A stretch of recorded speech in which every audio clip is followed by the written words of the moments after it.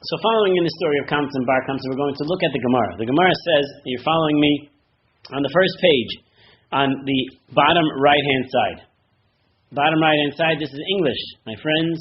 Bottom right-hand side, English mixed along with Hebrew. Okay, so it's all going to be translated. The Gemara recounts the incident involving Kamtza and Bar Kamtza. You find it? You have it? Mm-hmm. Got it? You want it? You don't have it? You got it? Right side? Okay, as a result of the incident involving Kamtza and Bar Kamtza, Jerusalem was destroyed. I'm sorry, let us back up. Go up to the beginning of that paragraph. Amar Rabbi Yochanan. Rabbi Yochanan says, further up, why does the verse say, praiseworthy or fortunate is the man that always fears the consequences of his actions, and he that hardens his heart will come to harm. So, what is that verse going on? It's based on the following episodes. So the next paragraph says, as a result of the incident involving Kamtza and Bar Kamtza, Jerusalem was destroyed, and as a result of the incident involving a rooster and a hen, Har HaMelech was destroyed. As a result of the incident involving the side of a carriage, Beitar was destroyed. We're going to look at one incident, and that is the famous incident of Kamtza and Bar Kamtza. Why is Jerusalem destroyed? So continue on the bottom of our page. As a result of the incident of Kamtza and Bar Kamtza, Jerusalem was destroyed. A certain man, Hahu Gavra, a certain man who had a friend named Kamtza and an enemy named Bar Kamtza. He made a banquet. He told his attendant, go and bring Kamtza to me at the banquet. He went. The attendant went and mistakenly brought him Bar Kamtza. When the host arrived at the banquet and found Bar Kamtza sitting there, he said to him, look here, that man, you, is the enemy of that man, me. Pretty odd conversation here. What do you want here? Get up and get out.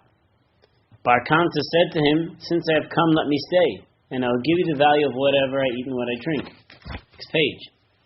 Amarle, the host says, lo, I will not let you stay. Bar Kamtza said to him, I will give you the value of half your banquet. No. I will give you the value of the entire banquet. No. He grabbed hold of him with his hand, stood him up, and ejected him from the banquet. Bar Kamtza said to himself, since the rabbis who were seated at the banquet did not rebuke him for the way he treated me, it is evident that what he did was acceptable to them. I will go and spread slander against the rabbis in the royal palace. He went and told Caesar, the Jews have rebelled against you.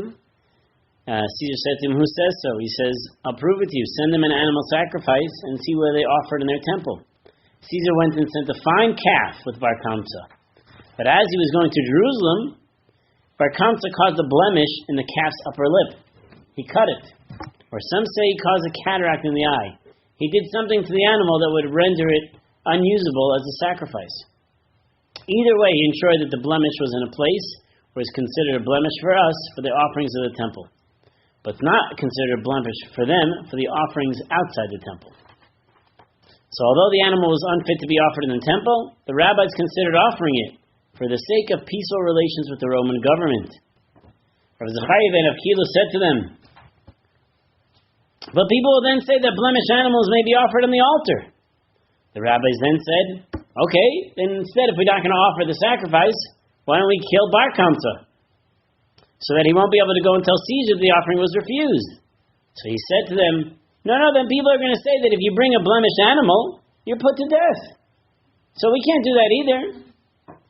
So Rabbi Yochanan then said, the tolerance displayed by Rabbi Zechariah ben Avkulas in refusing to have Bar Kamtza put to death destroyed our temple, burned down our sanctuary, and exiled us from the land.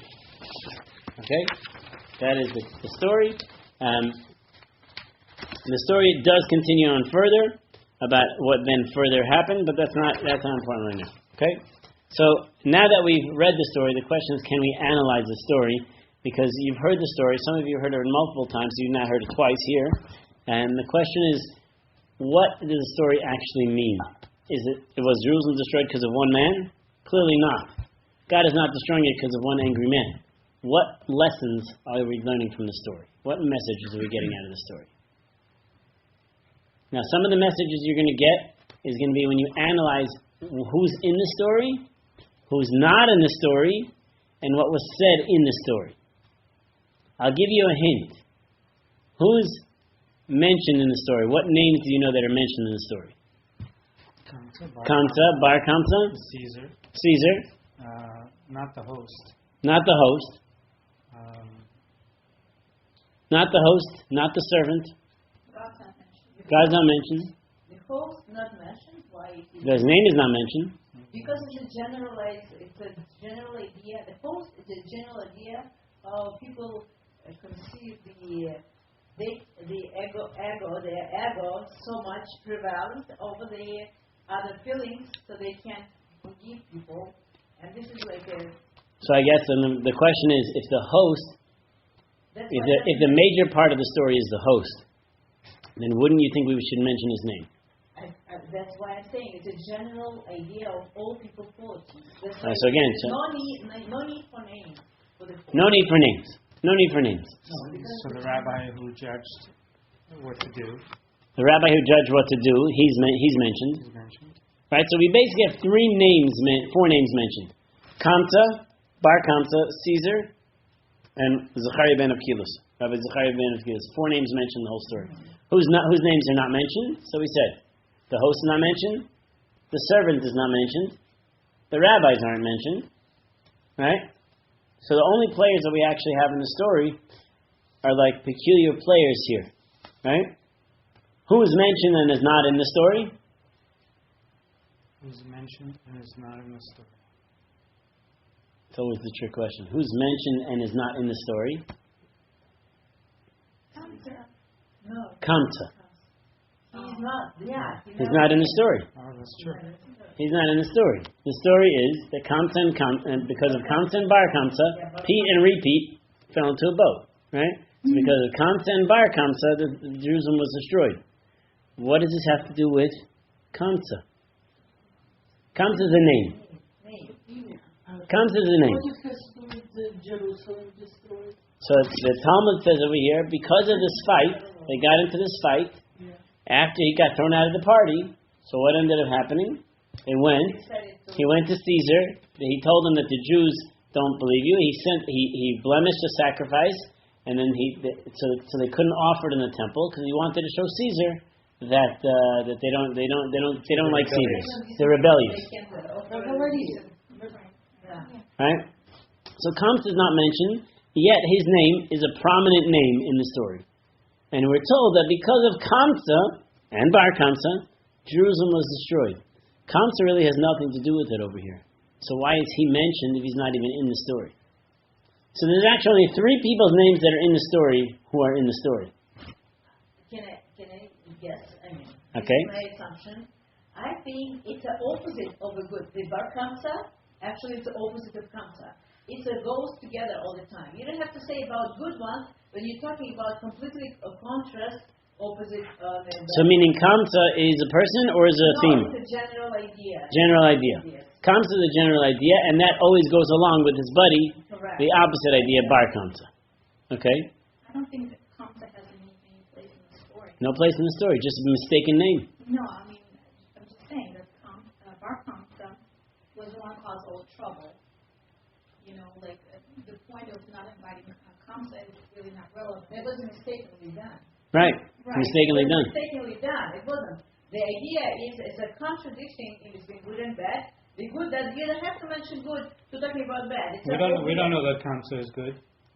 I mean, he wasn't. He was just a acquaintance. We know that he's a friend of the host, Right. and that the host is an enemy to Bar Kamtza. So the question would be: Is Bar Kamtza an enemy to Kamtza? Also, tell me if you are my friend, if you're my enemy. So then automatically you'll be enemy to all my friends. Is that true? Maybe. I don't know. I'm asking. You're good friends. Right? If they're good friends, If you're good friends, if you're my friend, you must be his enemy. He's the enemy, right? Right? Just like another. Bar Kamtza was not a friend. Just to confuse us, that's all. That's like Not just to confuse us. Pete and repeat, right? So Are they related, these Kamtzas? So that's the question. Are they related? So listen to his question. So his question is, are they related? I mean, Bar Kamtza is the son of Kamtza. Bar Kamtza means the son of Kamtza. Right? So if Bar Kamtza means son of Kamtza, if that's what it actually means, then it would assume that the following, would assume that this host is a friend of the father and an enemy to the son. Right. Kids are not responsible for their parents and so on. Kids are not responsible for their parents. But if the host is a friend of the father and an enemy to the son, then, and if Rita's saying that this is not referring to one particular person, but rather it's referring to the concept. So what are we seeing over here? That one of the reasons for destruction was family discord. Kamtza and Bar Kamtza. I'm the host. Oh, your father's great. I hate your guts. Right? I don't like you. He's friends with Kamtza and not friends with Bar Kamtza. Doesn't say Jewish. Doesn't say that, but the word Bar Kamtza means Bar means son. For Jewish people, family is a basic thing for the whole entire. We cannot destroy family. It's a basic. Okay. You destroy family, you destroy the entire. Okay, so that is what some of the commentaries say over here. That really at the root over here is that part of why it's destroyed is because there's no unification amongst people. Like you said, a family is everything, so then there's no unification over here. Now everybody has someone in the family that they don't talk to, or they talk to very little. Every family has it. Happens to just be. I think there's a concept of you have family members you don't talk to, but you try not to hate them. You know, you just you don't talk to them. You're better off not talking. But here, it might be telling us about a bigger picture. The bigger picture is not necessarily about families, but Jerusalem, the temple, and everything that it associates with is really about the unity of the Jewish people. If there is no unity of the Jewish people, not just because of a story, but if the two players that are involved are related and there's still no unity, then how could there be any existence of the temple? We can't have it because of the discord. Okay? So that is one approach that's taken just by using the names of Kamtza and Bar Kamtza. Okay? It doesn't define it, but that's one approach. I just heard recently a beautiful idea, quoted from in the name of Chaim Shmulevitz. I heard it from Hanoch Teller. So he says the following. He says, why is Kamtza held accountable? It says, because of Kamtza and Bar Kamtza, the temple is destroyed. Why is he held accountable for this? Because there's no unity between them. Because it's in a scapegoat. Because there's no unity. So he said, this is his approach. Here again, he's a person, again, what happened? A letter, an invitation sent out to the wrong guy. You know that your best friend, whoever, your best friend is having a wedding, and you're waiting, and the invitation never shows up. What do you do? Really, your best friend, you speak to all the time, has a wedding, has an event, and you didn't get an invitation. What do you do? You leave a brown paper bag in his porch. Before you give me your answer, you're giving me your answer. I'm going to give you my answer. But no, give me my answer first. What is going to happen? You're invited to your best friend. Best friend, you didn't get an invitation to your best friend's wedding. You're assuming a mistake. You call and calling and talking or what's Or what else you do? Or you show up. Yeah. Also, not really. It's your best friend's wedding. No, it doesn't have a wedding. You just weddings are not allowed. You calling and figure out what's going on, making a mistake. People go to weddings when they're not even invited. It's your daughter's wedding. You're not going to come? You didn't get an invitation? I would call you first and make sure you're coming. Really? Why didn't you just pre-invite her to all the weddings of all your kids? Maybe he assumes. Just make sure that you don't run into issues like. Maybe he assumes he doesn't even need an invitation. He didn't show up. He didn't show up. He wasn't So in the story. he's not in the story, right? Well, So Chaim Shmulevitz says like this: one of the things that causes discord is by the fact that we're all involved within our own lives. We have so much that we need to do in our own lives. And it's like, okay, if I don't show up to the wedding, I won't show up. He says we need to take it upon ourselves to actually attend the happy events of our friends. So there was an incident that he said that in Chaim Shmulevitz's time, probably 70 years ago, that there was a tragedy and there was a funeral of a young student. And that night was a wedding of a different student. And he announced at the funeral, everybody, I want to see everybody at that wedding. Like, why should this guy have to suffer? Because we're in mourning for this individual. So he says that the resulting fault is placed on Kamtza because of the fact that he should have been there. He should have actually been at the wedding. That's why he's held accountable. Again, we're just trying to see accountability over here. We understand why Kamtza is held accountable. We understand why, the host or the rabbis, all the people are held accountable. But why is Kamtza held accountable if he wasn't even there? So this is his approach. The approach is that when we have friends and they have events, we do our best to actually go and celebrate with them. That's the key. So even if you're not invited, you go. You won't eat. You just go. They're not going to even know. Go ahead. Now let's hear you. Let's hear it. Now I'm thinking looks like Kamtza is this whole story is like a butterfly effect. Butterfly effect. So the butterfly flips the wings, and it just goes like a chain, one by one by one by one, because we're all united, everything in the whole entire world. Okay. And this is looks like exactly this Kamtza story is like a butterfly. I don't know what the butterfly effect means. Butterfly effect, when it flaps its wings, it doesn't really affect anything. However, it creates a storm somewhere on the other side of the world. Well, that's what you mean. Okay. Right?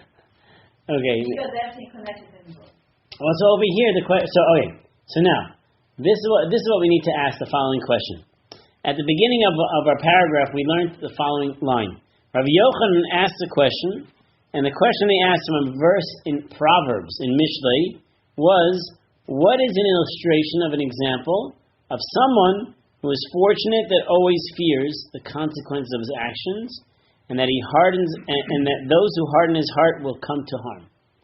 So the Gemara gives you an example. The Gemara is not giving you an example of Basil's hatred, because the fact is, it's not Basil's hatred. He's hating him for a reason. You kicked me out and embarrassed me in front of a whole group of people. I have a reason to be angry. So who is held accountable for this incident based on this verse that we read over here? If you go to page one, right in the beginning of our first paragraph, which is the right side, second paragraph, right? Fortune is, or praiseworthy is the person who is in a state of fear, which means, what does that mean, fear? That he's concerned of the consequences of his actions. So who is the story about? Who is the story about when we're talking about a person who is fortunate to be concerned for his actions? Or someone who is not fortunate because he did not follow his actions. Bar Kamtza. So Bar Kamtza. Are we really concerned? He clearly doesn't care. That's the question. He cares. He doesn't want to be kicked out. Huh? Whole entire Jewish people? Whole entire Jewish people. Yes. No, Bar Kamtza, because he says, I'll pay for it, just don't embarrass me. Yeah. He's fearful, He's fearful of being embarrassed. I think the rabbi. He's been embarrassed? Which rabbi? The rabbi's at the... Zechariah ben Avkilos. That's what seems to be, ultimately, the purpose of the story being presented over here.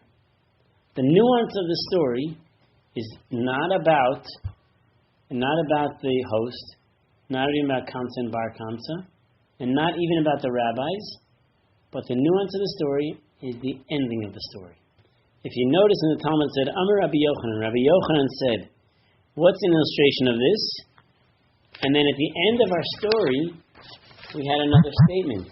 And that statement was Rabbi Yochanan on page 3. On the last paragraph it says, Rabbi Yochanan said, the tolerance displayed by Rav Zechariah ben Avkilos in not having Bar Kamtza put to death destroyed our temple and burned down our sanctuary. Okay? And exiled us from the land. Tolerance of who? What? Zechariah ben Avkilos is the rabbi who said, don't accept the sacrifice, because people might say that you're allowed to have these kind of sacrifices. We don't allow those here.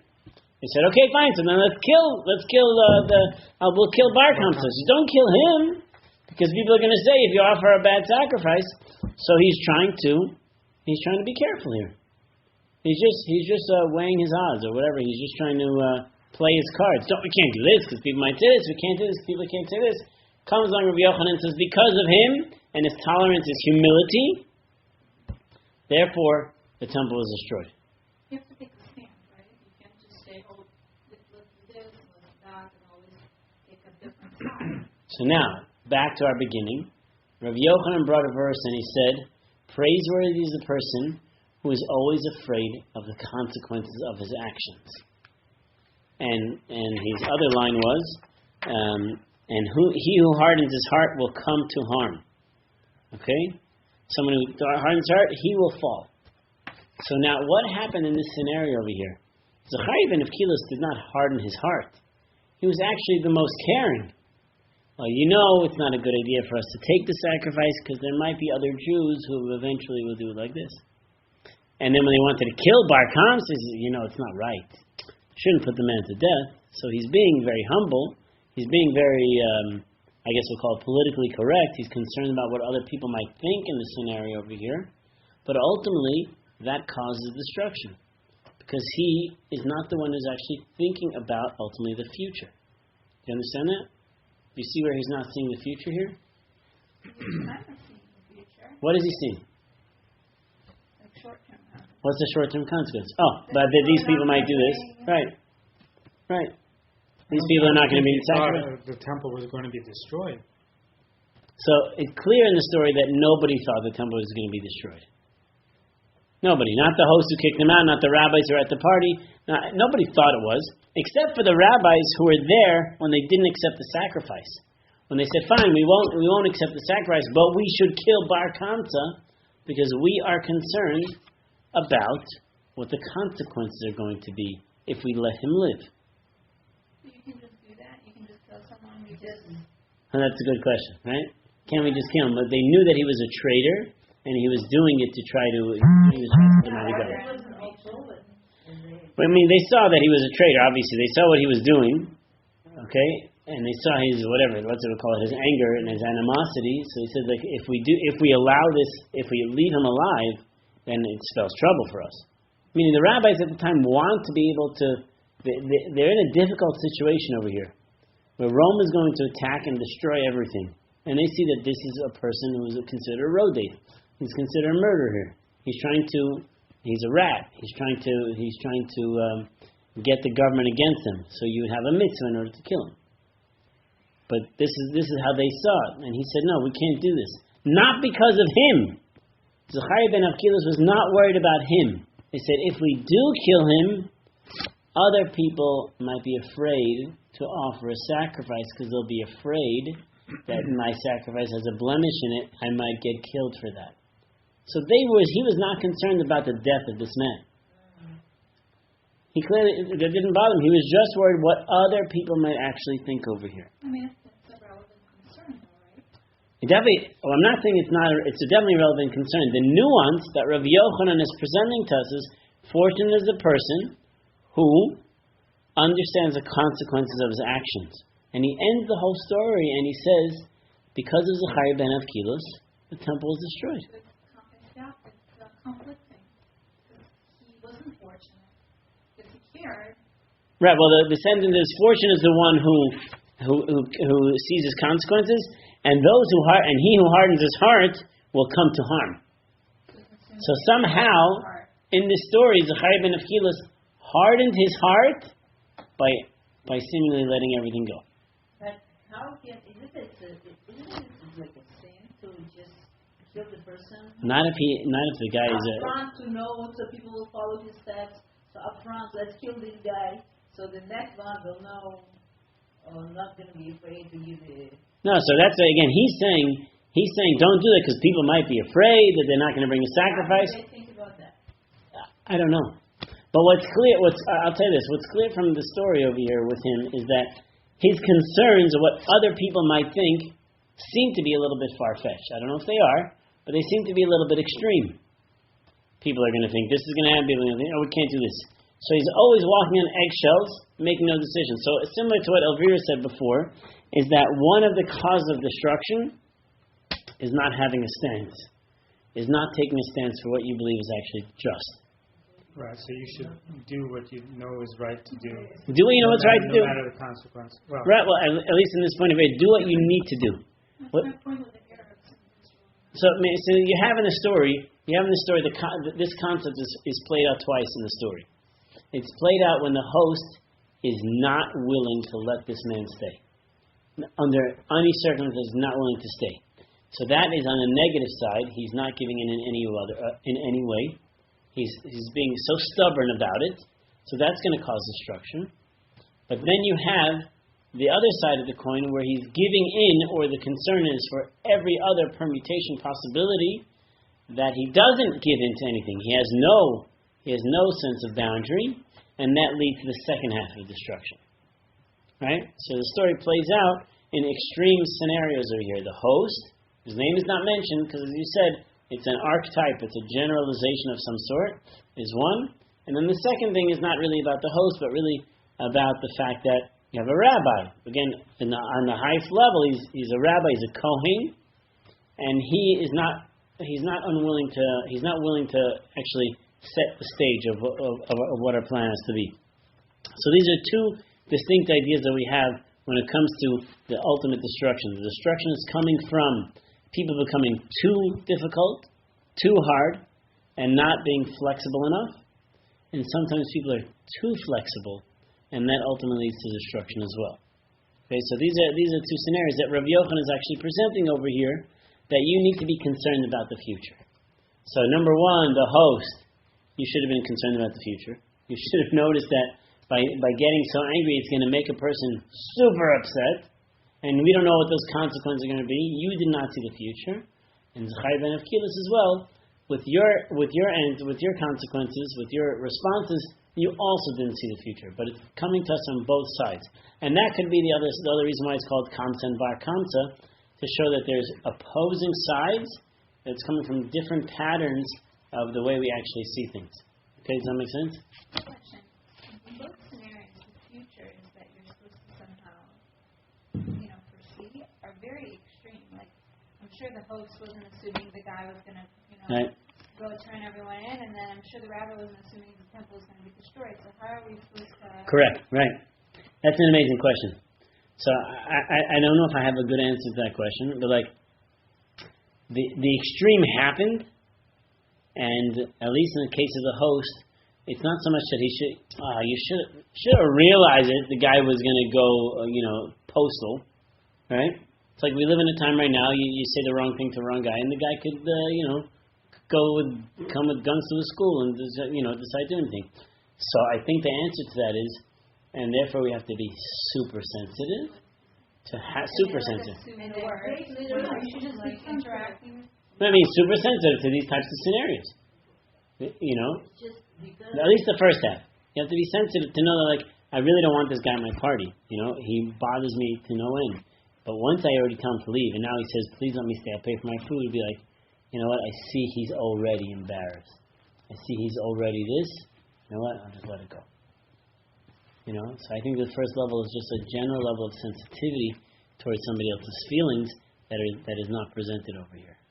Yeah, you don't have to think that something's Well, what if that person, he's kicking him out not because of his feelings, but whatever, his wife's feelings, right, or his family's feelings, that they really don't want him here. Right.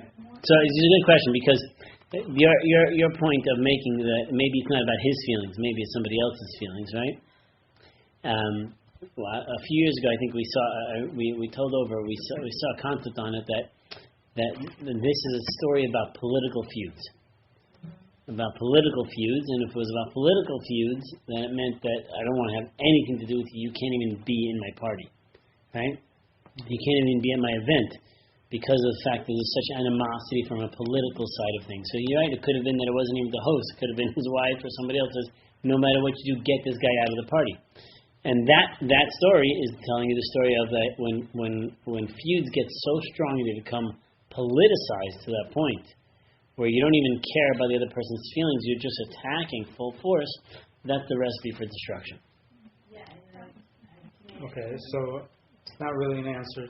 No, the answer is that he could have gone over to them and says, I need you to leave, my wife can't have you here, Or there are a few people that are very disturbed. And the guy says, listen, don't embarrass me, I'll pay for my... So what do you do? Right, so the simple answer to that question is, he says, don't embarrass me. You go, I'm not going to embarrass you. Just leave, and nothing happens. Why did he stay? Why did he stay?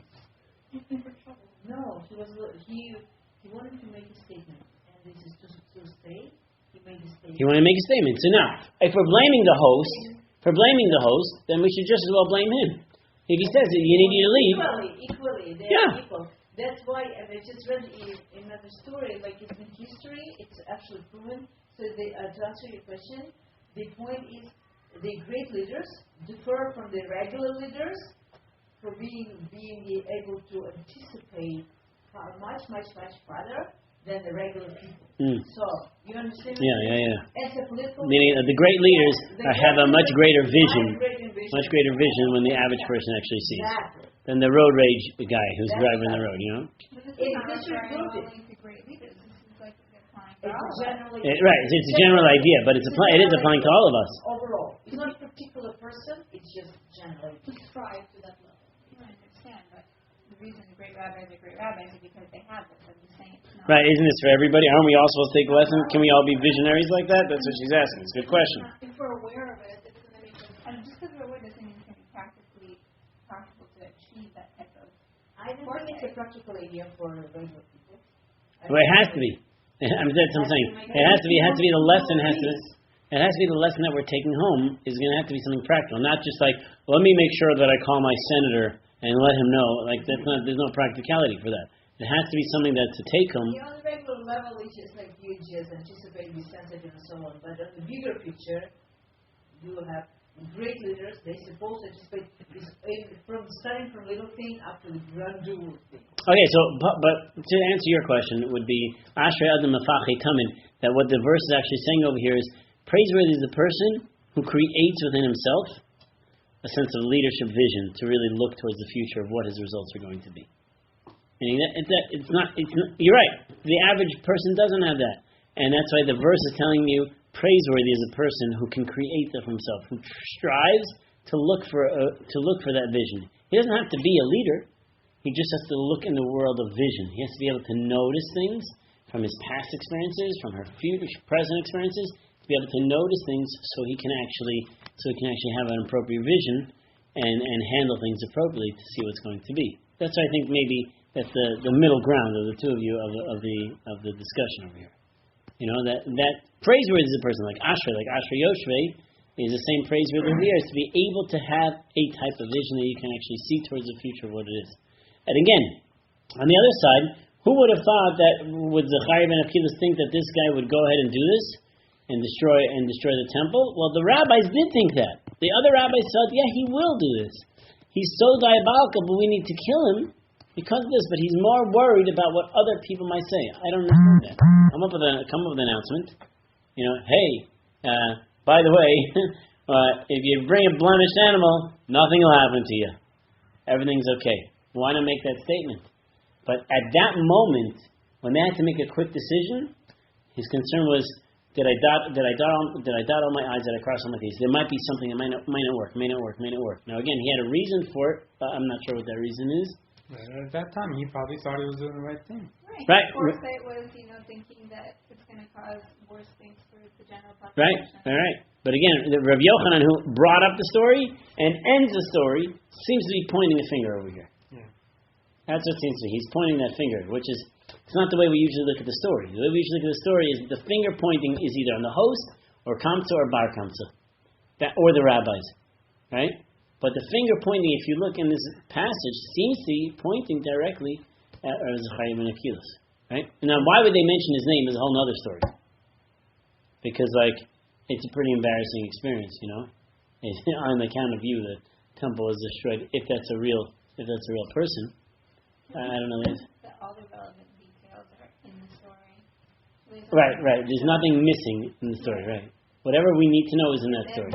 So it's like a parable, if it actually happened. Right, which means that it doesn't necessarily mean that it could be that this event might have happened. It could be, but obviously it's not the event. It's just it's a story for us to take the messages home for us to realize. Now, usually we learn the story about Sinas Chinim having baseless hatred, but actually the fact is, I saw quoted that this story is quoted somewhere else, and where it's quoted somewhere else in the Midrash Rabbah and Eicha, there it talks about hatred. This story is not talking about hatred at all. This story is only talking about having a vision towards the future, being able to see what it is. Okay, we're going to stop over here as we're breaking for Mincha.